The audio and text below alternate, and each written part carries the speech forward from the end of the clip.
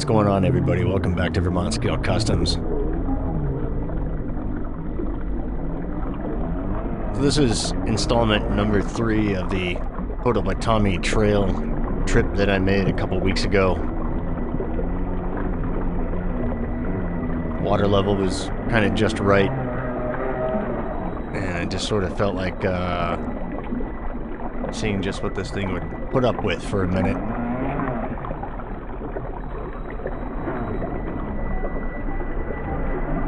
You know, I'm really surprised I haven't had more issues with this truck. In fact, I've had no issues with this truck, I think, as I've said in previous videos. And now with the suspension modification with the LCX shocks on it, it just seems to be running way different than it was before. And so much better. I think this is such a great sequence of events right here. Just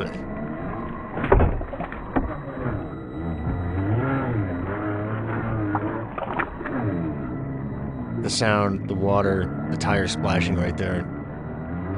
That was a moment for me as a TF2 owner.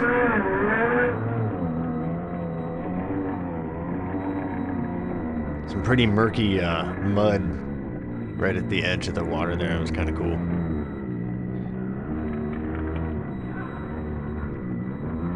But just, you know, a little more of out trailing around with this thing.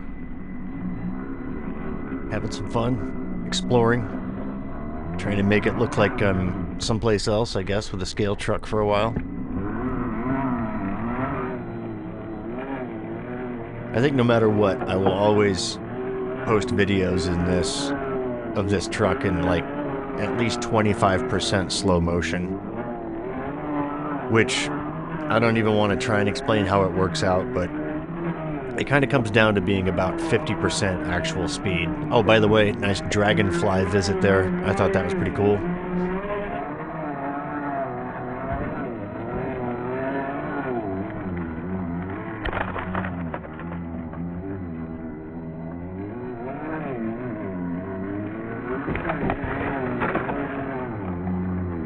Just trying to get you into all the action right there, you know? I really like the GoPro. I'm so glad that I upgraded to that camera last year when I first moved back to Illinois. Vermont Scale Customs, residing in Illinois currently, driving in creeks.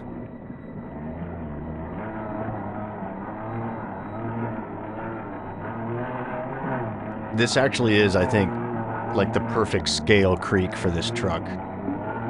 So I'm sure it won't be the last time you see this truck at this spot.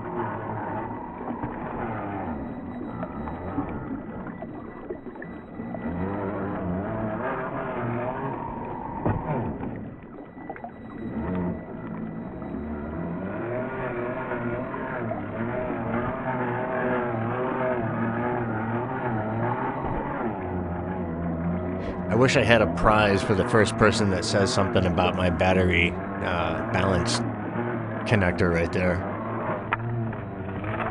but I don't. Alright, so that was the end of the water segment.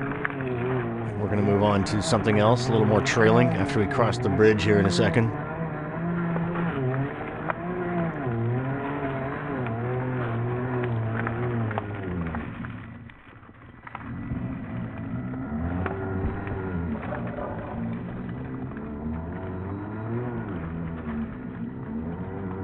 Please don't forget to leave a like, subscribe if you have not already.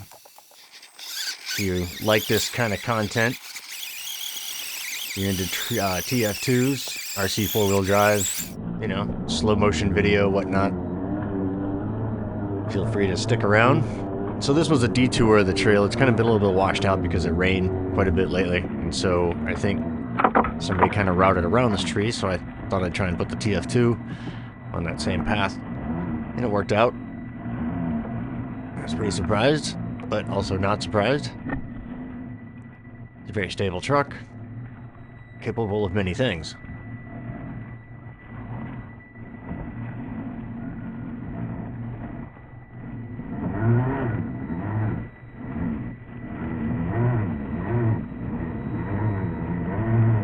know, the camera on the gimbal mount, just the way it kind of steadies itself and sort of moves with me as I'm, you know, doing video and everything. A lot of you guys have wanted me to show you what my video rig looks like, and I probably should someday, but if I could describe it, it basically,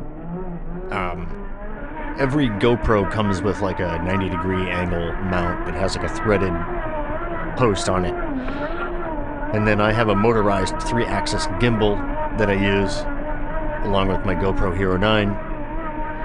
And then I have a stick that goes in between, which is extended to about anywhere between, I guess, maybe 14 inches to about 20 inches. I think that's about how long it is. Maybe it extends to about 8. I don't know. It's not near me, so I can't really measure for you. But anyway, it's just a telescoping pole, which I can kind of lock in whatever position.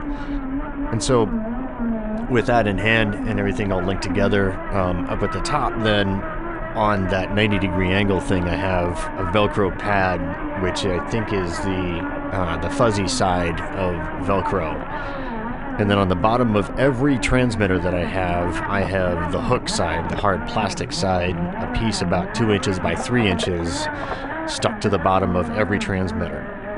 And then, of course, that 90-degree angle thing that I use that also has the Velcro on there also has a strap, like a cam lock strap that, you know, once I have that seated on there, I pull that strap tight and then I can lock that cam down and then it all cinches together. So the camera basically is just following along at my, kind of like my viewpoint, like about a foot before my feet, I guess. You know, it's kind of just between me and walking behind the truck, I guess.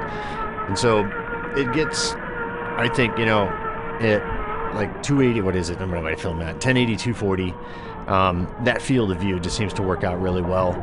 I can do 4K, you know, like at a wider angle. It incorporates a lot more. But I really like being able to slow this thing down so it kind of, you know, gives a little bit more of a mellow appearance, kind of takes some of the harsh edge off of watching this at full speed. So, yeah, and I think just the scale aspect of it too just kind of has always really had a lot of appeal to me too.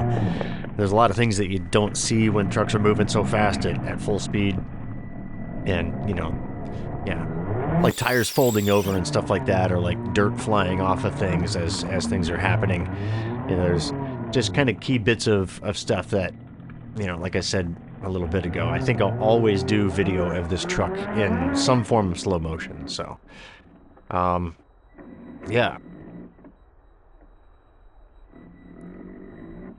I don't think I would have ever have done this without the suspension modifications that I did over the winter either. It just kind of seems to have been, I don't know, limited by how it was being driven and run before in full droop. I had bump coils, about 1 centimeter long bump coils inside of each of the factory Bilsteins, which was all that it really had for suspension, plus the single leafs all the way around.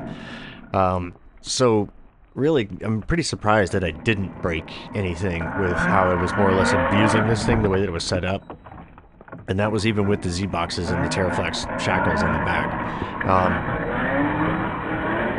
But since converting this over to a coilover setup, still with the single leaf, I have every bit of faith that this truck now does like everything that I've ever wanted it to do, and I'm pretty confident that I don't have any problems with the leafs doing any axle wrap. I'm really not that kind of driver. I don't bind this thing up in any way, and I don't keep hammering on it. I'm kind of, you know, I give it a couple seconds of throttle, and if I realize it's not going to go, then that's pretty much it. I'll back up and I'll try another line. But that's not to say I'm totally a fool and will roll this thing whenever necessary, as you're going to see coming up. But with that, I'm going to shut up and let you guys watch the rest of this. Thank you very much if you stuck around this far.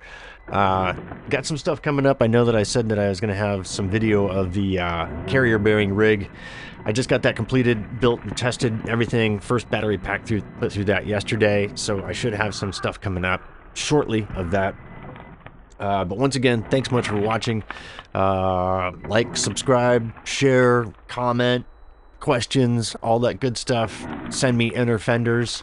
Yeah, I need to make some. That's what I really need to do. I need to get off my butt and finish this truck, like really finish this truck. It's got a couple details left, and then it should be pretty close to done. So, once again, see you later. Thanks for watching. Talk to you later. Bye-bye.